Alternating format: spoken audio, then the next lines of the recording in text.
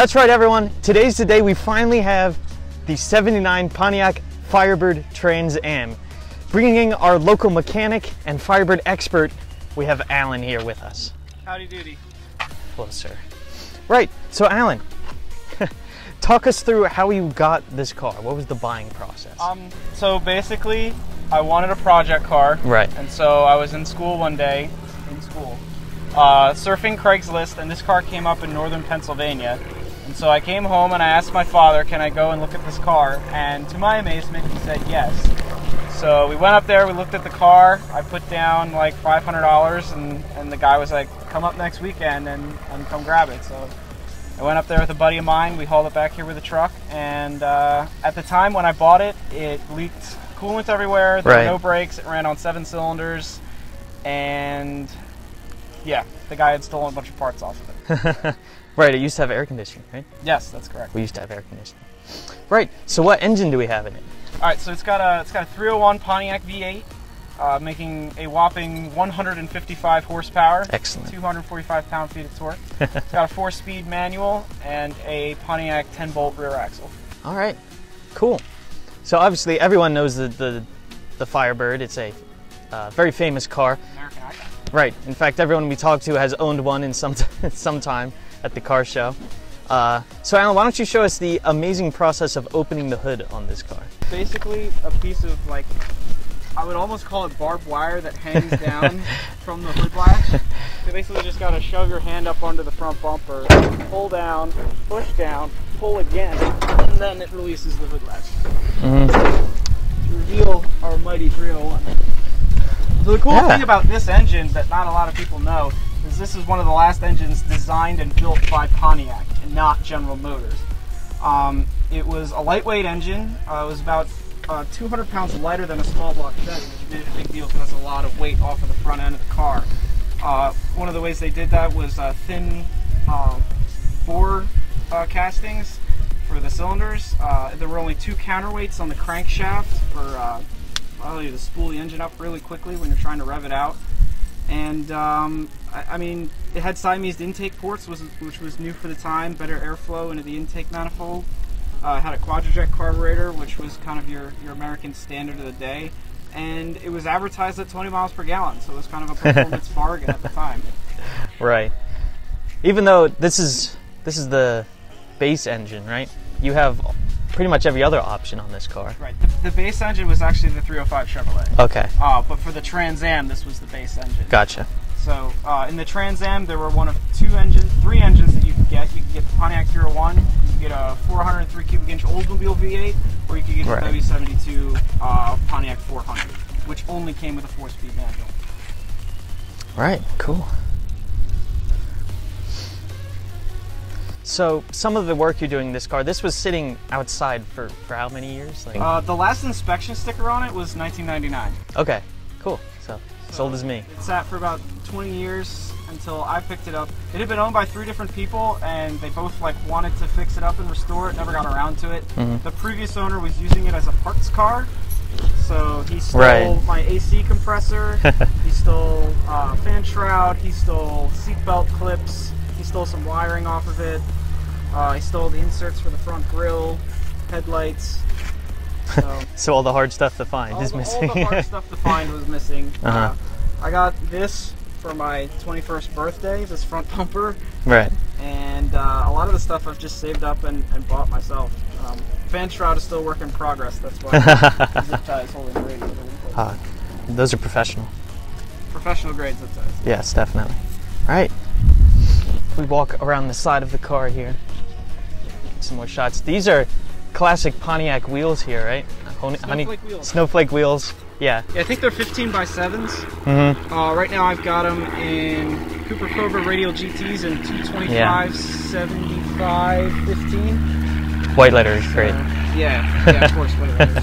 And everyone has been pressuring you to paint it Smokey and the Bandit, right? Smokey and the Bandit. Yeah, I think I want to keep black this and color. gold. I like the blue. With the blue interior. It's got some rust, so we gotta fix the rust first. Right. Come around to this side of the car, I'll show you the interior. Yeah, let's take a look.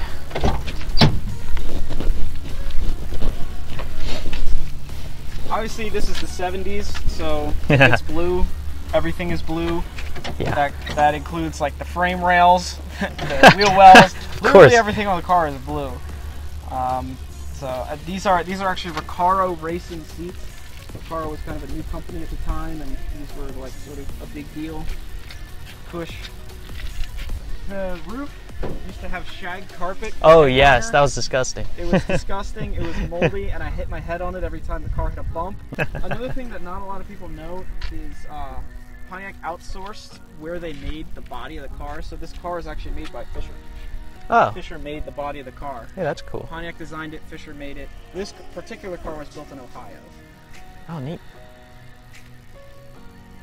Of course, we have the 4-speed manual in here. Coming around. I believe it's a Saginaw 4-speed, but Saginaw? I haven't run the numbers yet. Right, okay. We have, of course, a very cool hidden gas tank filler.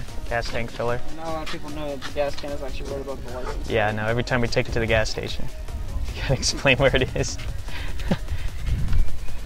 Used to be a sticker here that read unleaded fuel only.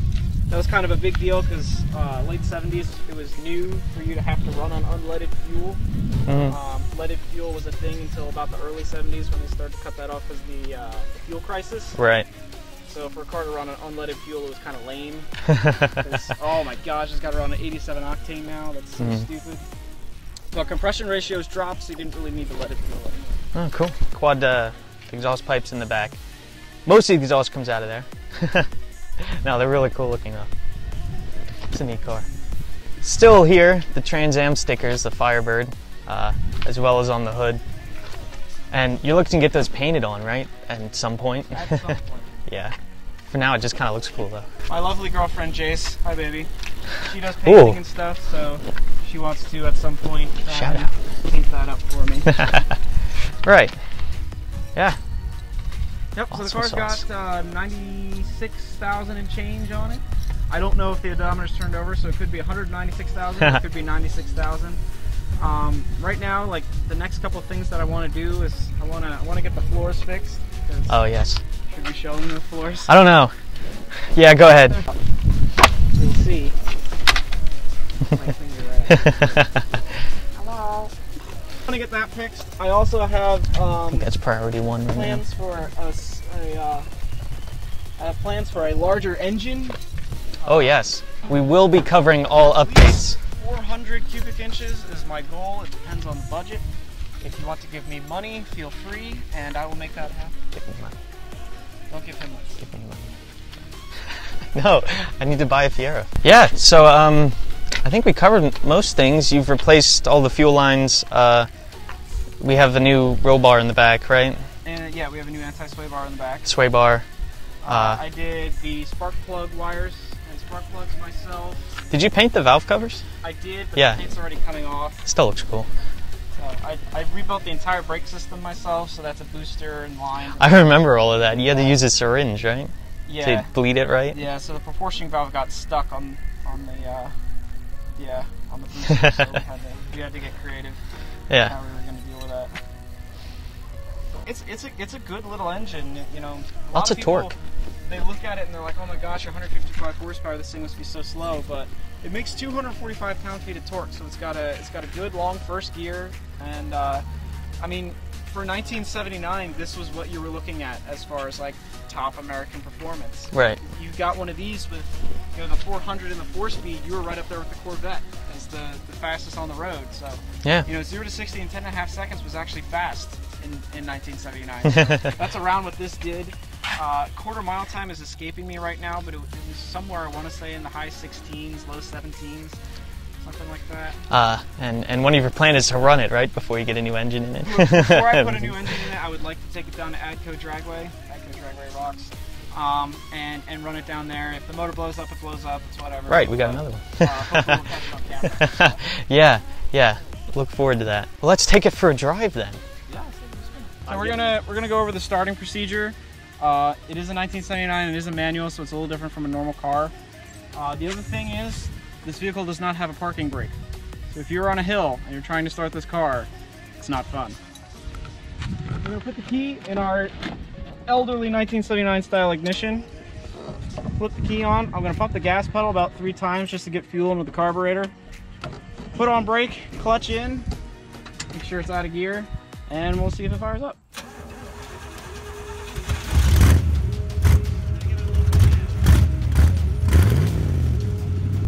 Alright, seatbelts! Don't worry people, this car is perfectly safe. Yes.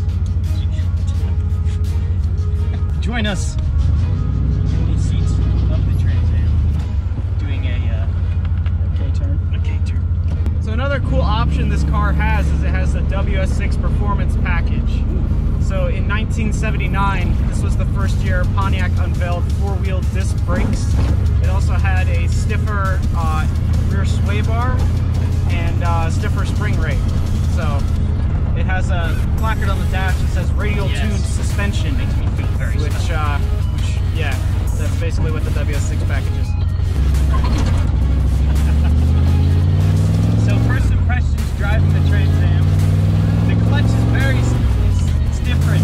It doesn't catch until like halfway up before it goes down. So it's easy to use. It's a lot different, especially when I was driving the Corvette.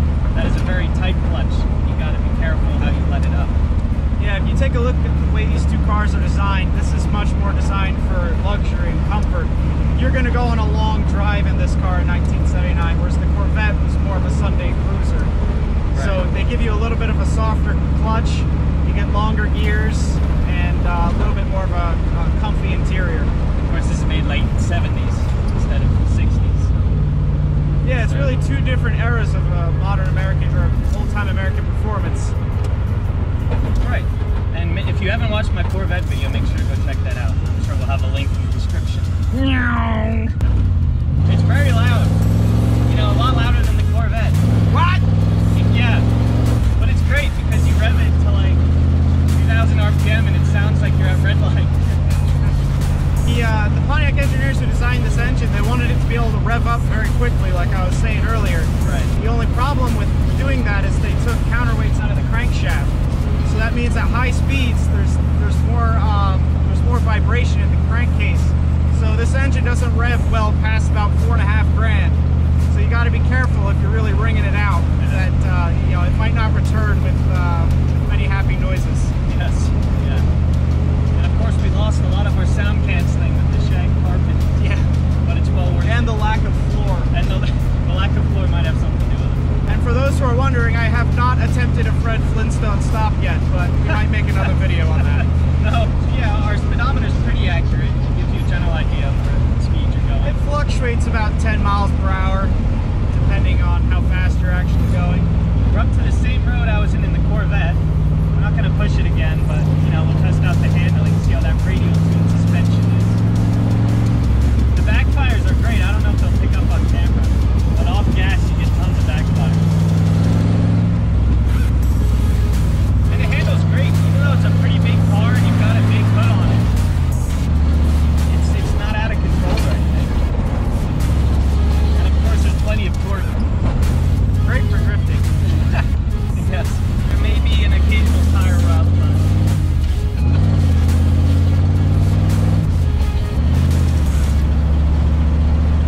yeah, so it may or may not pick up in the audio, but this engine actually has really bad exhaust manifold leak, so you'll hear a bunch of ticking under load.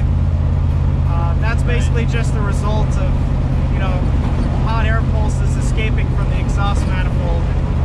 You know, it's not really a big deal. The only bad thing that can really come from that is the exhaust valves will eventually fry, but this engine is not long for this car, so right. For those who are wondering. Up the hill.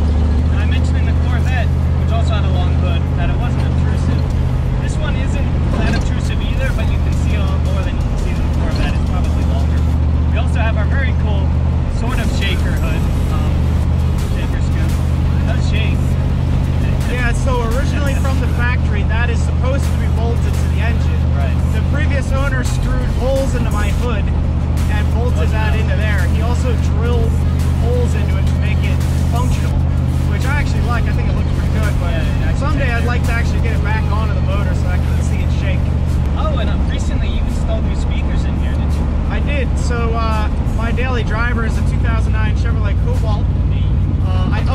stereo on that quite a while ago, so I had a bunch of random speakers lying around.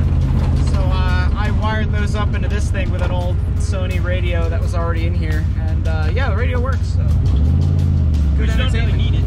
You have an engine.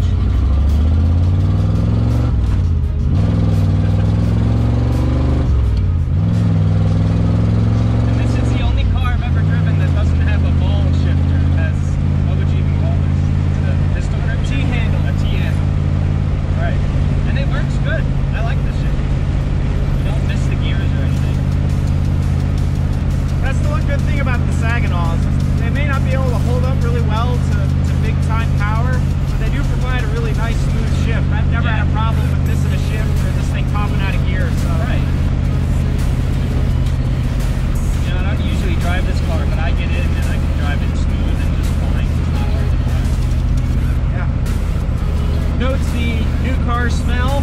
Yes. Lovely. Wafted into your YouTube videos? Yes. Okay. The horn does work, it's just not very loud. No, it's not loud at all. You just warn people with the engine. Ooh, that. Where are all the other Trans Ams? And here we are doing like 30 miles an hour in 4th gear. Estimates all the torque this engine torque. Yeah, a lot of people like to say, oh, if you want torque, get a diesel. In my opinion, there's no replacement for displacement. Big motor makes lots of torque. That's all I gotta say. Yeah, and also similar to what I said in the Corvette, this car makes you smile. It may not be fast, but it's just great to drive. The neighbors love us. Oh yes, the early morning starts. So if you're wondering about drivability, in its current state of tune, running on 93 octane, it gets around 10 miles per gallon, which is not great, but double digits. I mean, it's double digits, so I'll take it. I'll be able to drive about 200 miles between fill-ups, so it works. And how is it on the highway? The only problem with this car on the highway is I think it needs another gear. You know, at 65 miles an hour, I'm spinning close to 3,000 RPM, which, as I mentioned before, this car doesn't really like high RPM. So you can start to feel it get angry. Right. So, I mean, eventually, you know, I'm talking years from now, it could end up with a 6-speed or a 5-speed or something. Right now, the Saginaw's fine. And with the windows down, we get no flutter in here. The airflow's nice. It doesn't get too hot. No, it's actually got really good airflow, despite the fact that we don't have a blower motor that works or anything. Just the design or the shape of these cars, for whatever reason, they don't create that flutter that you get when you put windows down in a modern automobile. And I think that's attributed to the fact that most cars today are designed for fuel economy and, you know, driving with the windows up so you can, you know, get that extra 0.2 miles per gallon. This car was more for just comfort, just enjoying the fact that you're driving. You know, this is an American icon, and like, you know, it lives up to it in every way, shape, and form. I agree.